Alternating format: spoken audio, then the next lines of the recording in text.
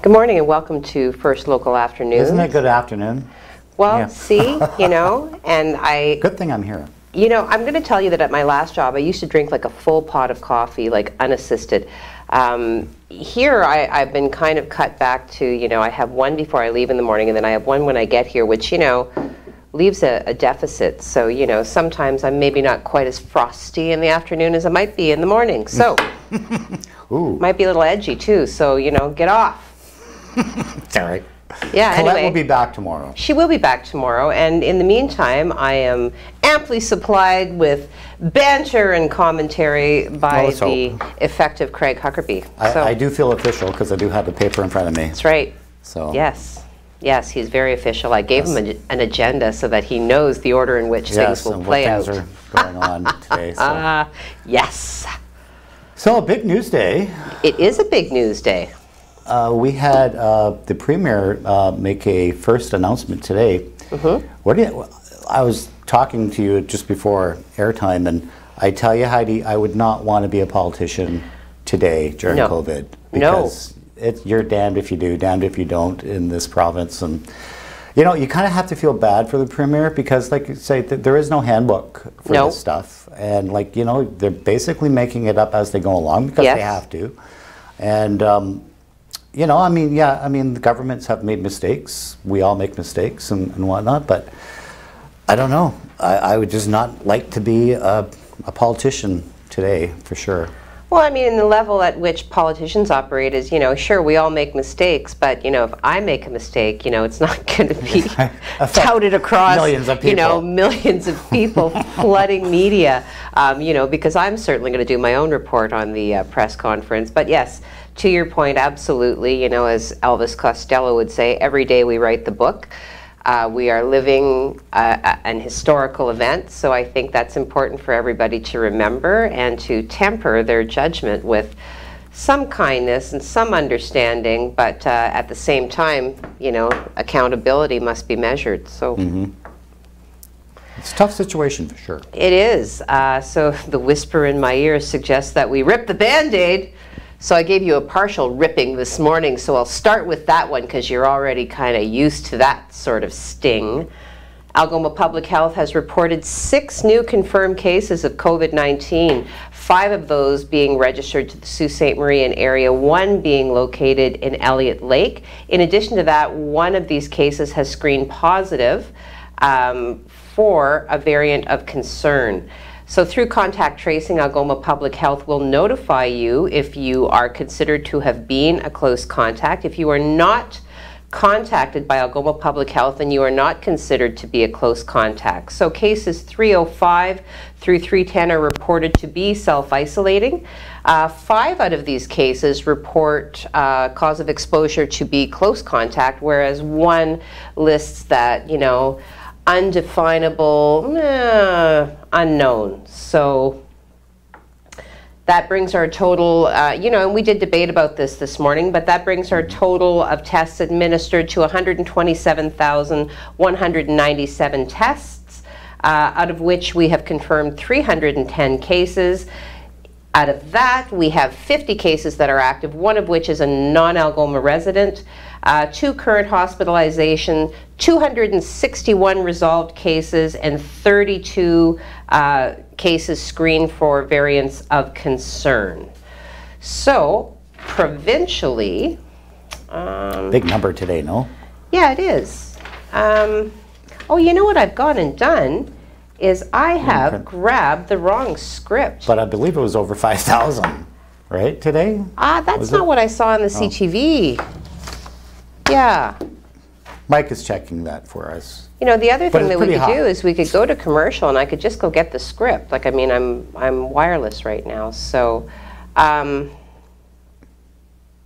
we can move on and come back to that. Yeah, okay. So, another result of the pandemic has had the city make a decision with regards to the marina, the local marina. Yes. Okay, so for the second time during this pandemic, the Bellevue Marina, the one at the end of Pine Street, has actually been blocked off. So they've actually taken large rocks and they've placed it across the openings to the actual docks. Michael Williams, who's a founding board member of the Algoma Fishing and Game Club, he says he's very frustrated with the rocks that the city has placed on the boat ramps, and he and many other anglers have called and they've emailed the city in hopes of having it reopened. Instead, shortly after 9 a.m. on April 20th, 2 city staff workers arrived to place a sign near the launch to explain the closing measures were done under the Emergency Act. So Williams said that they are definitely in the way for local anglers and boaters to get their boats launched into the St. Mary system. And he said that the city did this around the same time last year in that they barricaded the ramps due to COVID-19. So after a short while, the barricades were removed and 1 lane was made open. So this would be referring to last year, I'm thinking. So most people that have an interest, he is saying, in launching boats here made references and phone calls to our local city councillors and mayor and the powers that be to try and have it reversed. And it did happen last year, and the launch did get opened. So, you know, here's hoping that people will be able to launch their boats in the very near future as soon as it is deemed to be safe. Mm-hmm. Yeah, but I mean, there's a lot of opinion around what is safe and what is not safe anymore. You're damned if you do, damned if you don't. There it is again. We did get the number. It's just over 3,600 See, today. Significant drop from yesterday. Yes, a drop so of about good, 600. Good sign. That's, yes. So, you know, while things are potentially trending in the right direction, you know, it still behooves us to err on the side of caution and to continue to do things just a little bit differently the way we have been doing all along. So. Yep. Okay. Carry on. All right. What's that? Want to go to Doug Ford? Yes, well, we can go to Doug Ford. I'm going to go right off script because I don't have it. So I'm going to tell you something, though. I did watch the conference, okay? And Doug Ford, who's ordinarily relatively stoic when he makes his presentations, he did become visibly emotional. He opened, there he is, he opened with apologies. He was somewhat vague initially with regards to what exactly apologies were attributable to. And I will say that, you know, this is the first press conference that he is holding since entering into self-isolation last Friday. And he's had to enter into self-isolation, for those of you who don't know, because a close staff member has tested positive for COVID-19. Now in this moment, Mr. Ford, Premier Ford, has not, or has tested negative, however, has entered into isolation as is protocol. So is my understanding, and it certainly did seem by some of his, I'm going to say, uncharacteristic remarks, that perhaps he was not in the benefit of some advice by some people that might have helped him phrase his words differently. But among some of the things that he did talk about, you know, he issued apologies for the manner in which, you know, his office has potentially handled the pandemic to this point. He did deflect responsibility for a couple of issues directly to the federal government. He acknowledged, or he deflected responsibility for the lack of border closures, which has been widely touted as contributing to the largesse of this pandemic. He also deflected responsibility for the lack of vaccinations, attributing that to federal decisions. One thing that kind of jumped out at me was in one of his more unfiltered moments, he did actually speak directly about the fact that they are monitoring activity through the use, through monitoring personal cell phones. So that was news to me. And now how does that work? Do you have to sign up for something for that? Well, I think that, you know, there are two ways. I mean, I don't think it's not public knowledge that, you know, if there's a crime that's being investigated, they can absolutely track your cell phone. I'm sure it's covered under something that you sign when you enter into a contract with the cell phone company. But I do believe there are some apps that can communicate to you. That's what I thought that was. Yeah. So, but no, it seemed broader than that with the way he spoke about it. So he did take some really hard questions. Really hard questions. I think that's the meanest I've seen the media at any press conference. Yeah, and I'm going to say that he cried before they got mean. Yes. They didn't make him cry. Yes. He was, you know, he became visibly emotional before the hard questions came. Okay, but you're going to keep prompting me, and I've already explained to you the challenge with that. So we can go into social media if you'd like, or we can go to a commercial. Okay, so let's go to Craig. We're going to do weather. Yeah. I'll just put on my weather hat here. And so while we finally got rid of the cloud today, and we're starting to see some sun from west to east, the cloud is moving along. Should hit 8 degrees today. We should hit 8 degrees. The winds are still a little stiff from the west-northwest at 21 kilometers an hour. But I mean, we can deal with that. Where the temperatures have increased substantially over the last couple of hours to +6. If we take a look at the radar, we can show you exactly what's going on. You can see that cloud deck just moving along, and that's going to allow some. We also see some scattered showers as that cloud deck moves along. But yeah, we have nothing to worry about over the next couple of days as we just see high pressure build into the area. And for tomorrow, again, a great day for Friday. We have sun and cloud. I'm going to say more sun than cloud at 15 degrees, 14 degrees on Saturday. And we drop quite a bit on Sunday as a cold front moves through. But it's going to be a dry front, hopefully. So then we rebound for next week. But we'll talk about that at the end of the show. And I guess we're taking it to a break. Heidi. So, but before we go, so declaring it to be a dry front, what relevance, what does that mean? Well, a front means it needs lift in the atmosphere. Right, but dry versus moist. Dry, as a cold front, you get a lot of rain, usually. Same with a warm front, but you get more widespread with a warm front. With a cold front, you get defined line of rain showers. Okay. But if there's not enough lift in the atmosphere, you don't get that. So we call it a dry front. So you basically see a difference in temperature and not in precipitation. Okay, good. Well, I think, you know what, now's an appropriate time for a commercial break, so I invite you to stay tuned, come back to me when I will have more news in front of me to give to you.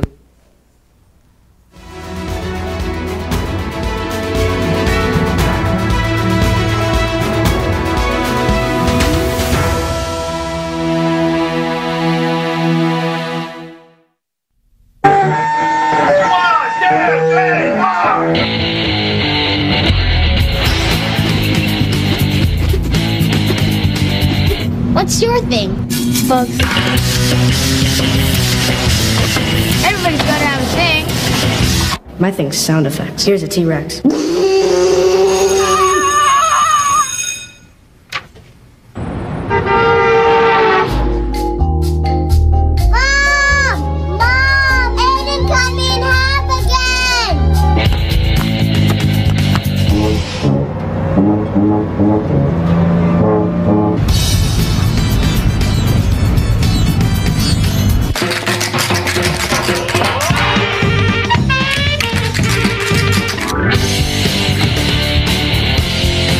Nobody's good at everything.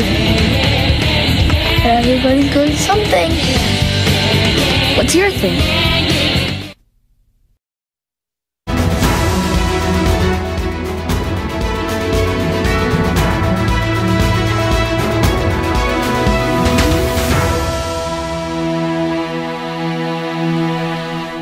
Hello, welcome back. I have the words now, yes. And I'm pleased to report that most of what I said before was accurate. So there we go. So we'll get into a little bit of news before we go ahead into social media. I wanted to talk about, oh, you know what's exciting? There is a new film and TV studio that is planned for Sudbury, okay? So film and television production is set to become like a major industry in Northern Ontario as long as proper infrastructure is in place to help encourage productions in Northern Ontario. So Cultural Industries Ontario North, which shortens to SCION, because we are big on acronyms here, it's thrilled to introduce Freshwater Production Studios, FPS, which is an all-purpose built film and television studio, and this is to be constructed in Greater Sudbury. So they have put out a request for expressions of interest, and submissions for that are due Thursday, May 6th, 2021. So it's important to note, though, that since 2013, there have been upwards of 110 film and television projects shot with a total production spend of over $300 million in Greater Sudbury. So the construction of a film studio is the next logical step in advancing the growth of the production industry in Northern Ontario. And this is coming from Tammy Frick, who's an Associate Executive Director of Scion. So in phase 1 of the project, the 116,000 square foot facility will feature 3 clear span sound stages ranging from 18,000 square feet to 20,000 square, like this place is huge. 35-foot ceilings. There will be 23,000 square feet of production and soundstage offices in addition to wardrobe, mill, paint, and other ancillary spaces. So the studio is expected to attract larger scale productions to Northern Ontario, you know, the ones that previously rely on, you know, space in Toronto or Los Angeles or New York. And in Ontario, studios have been operating at full capacity since 2016, and hundreds of millions of production dollars have been turned away due to a lack of available space. So the new studio facility will immediately alleviate this unmet demand, and you know. And you know what the sad part is that I've been saying for, I don't know, 30 years that Sault Ste. Marie would be an ideal place for a soundstage, like a major soundstage like they're getting in Sudbury. Yeah. Mind you, they're still looking for financing for this project, so whether it moves ahead or not, we don't know. But I mean, the opportunity that we have missed here in the Soo is just incredible, because we could have been the Sudbury, right? Yeah. But we didn't. I don't know if it was the elected officials who just didn't believe in this industry that they could film in Northern Ontario, in particular Sault Ste. Marie, but you missed the boat. Sudbury's getting it. And North Bay and Sudbury, big on film and television. Sault Ste. Marie, nothing. It's sad. Well, yeah, it is sad. Definitely missed the boat on that one. Oh, hello. So locally then, although there hasn't been any indication of a snap election being called by Prime Minister Justin Trudeau, it's not stopping parties, political parties, from nominating candidates in their ridings. So today, at a virtual nomination meeting, Marie Morin-Strom was officially confirmed as the NDP candidate for Sault Ste. Marie. So Morin-Strom, in a press release, said she is honored to be able to represent the people of Sault Ste. Marie. She goes on to say, COVID has been devastating to so many. I want people to know that someone is fighting for them. So Morin-Strom is a high school science teacher, and she has recently been working with students with special needs. She's also the chief negotiator with District 2 OSSTF Teachers Bargaining Unit. She has been working for smaller class sizes, safer classrooms, and more resources for students with special needs. So she said that people in Sault Ste. Marie have been facing some difficult challenges with over the past few months, and we'll have more to overcome once COVID-19 pandemic is over. So she promises that she will fight for support for the people who need it most.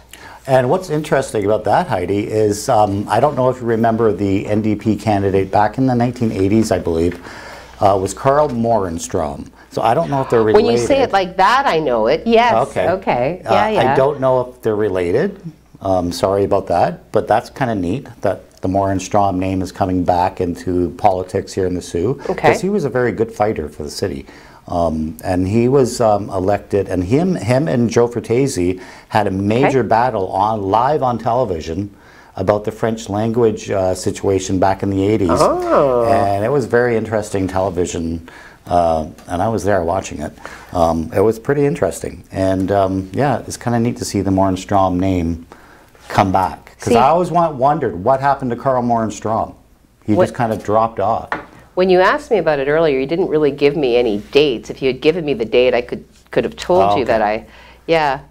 Yeah, I'm not sure in the 80s. I think it was the early 1980s, but okay, well, I'm not sure.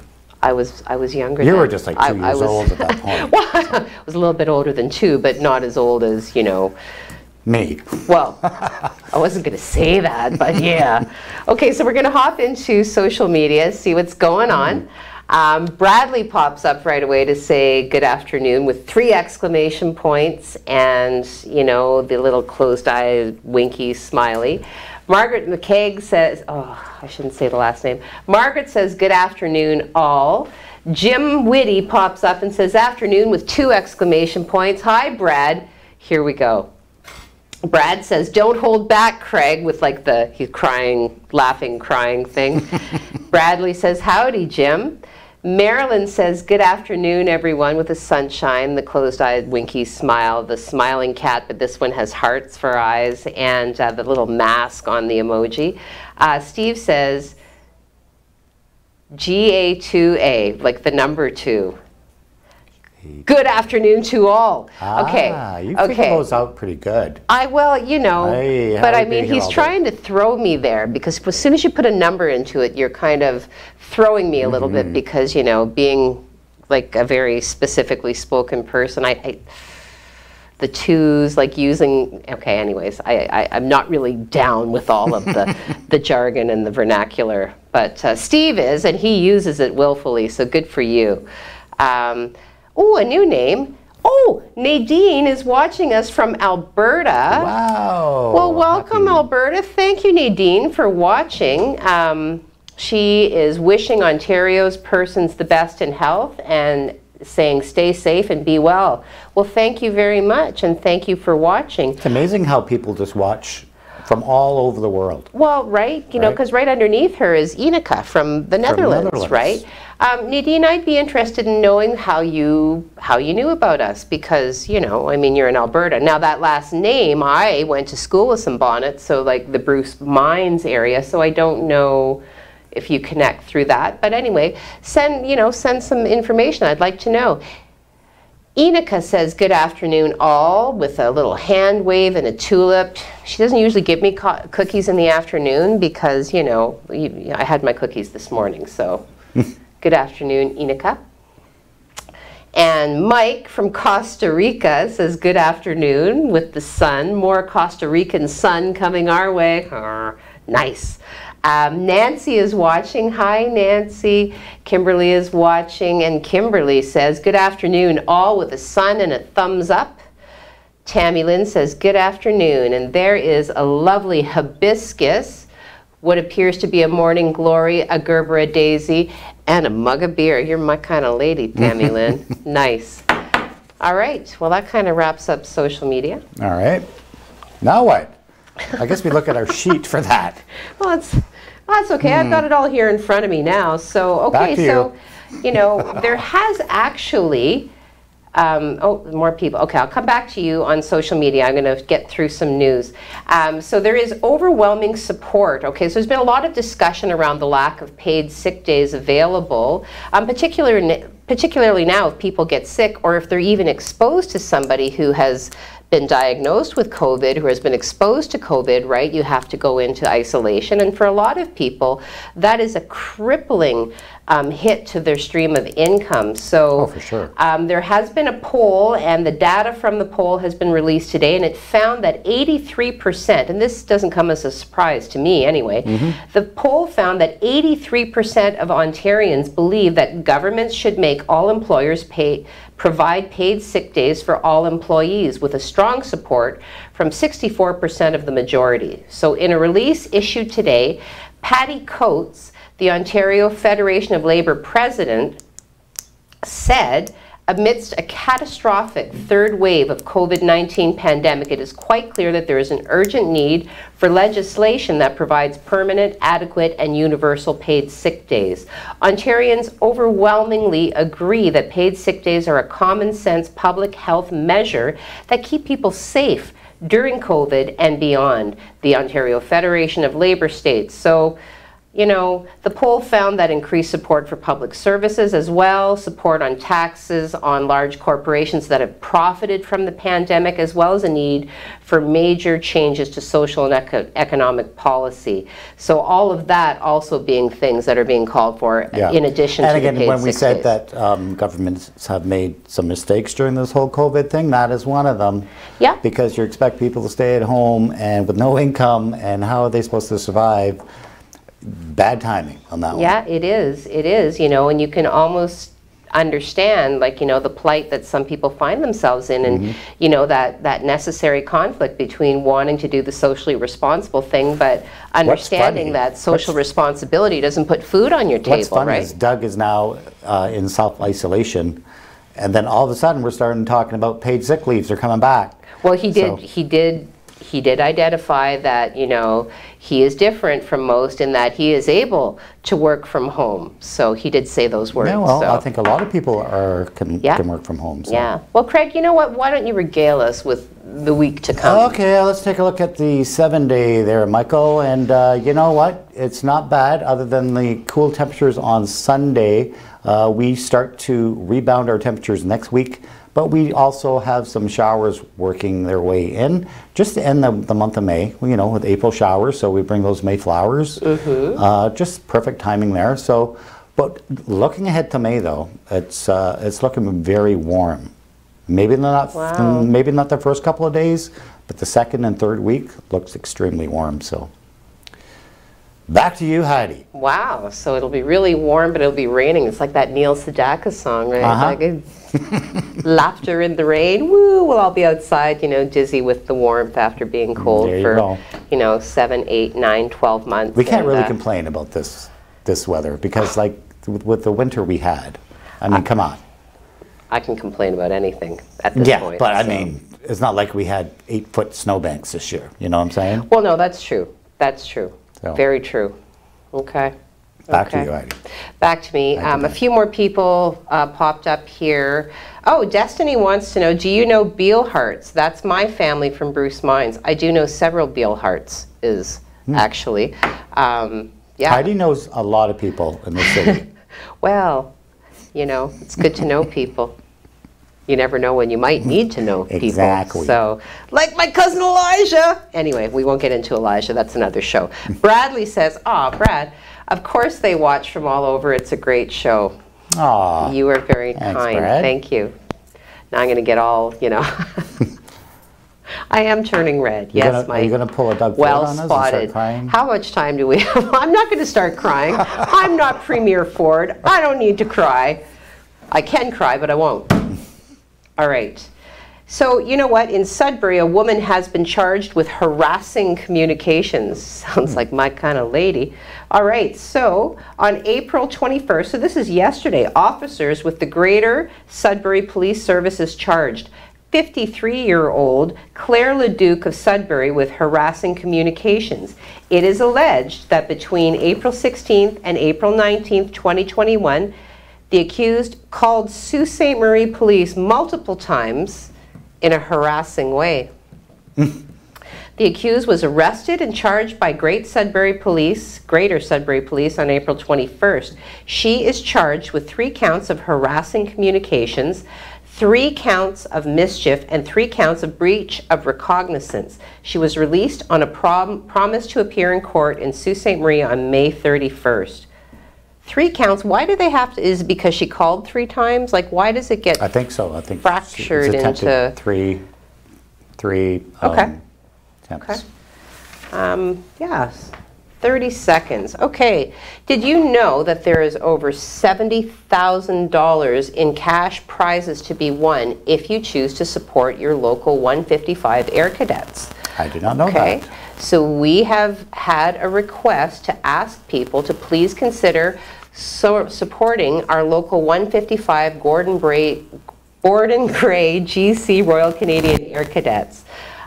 So, you know, this is a training program for youths ages 12 to 18. Do go to our website for more information on how you can take a chunk of this cash, because it's substantial. We gotta go. See you tomorrow. Paulette will be back.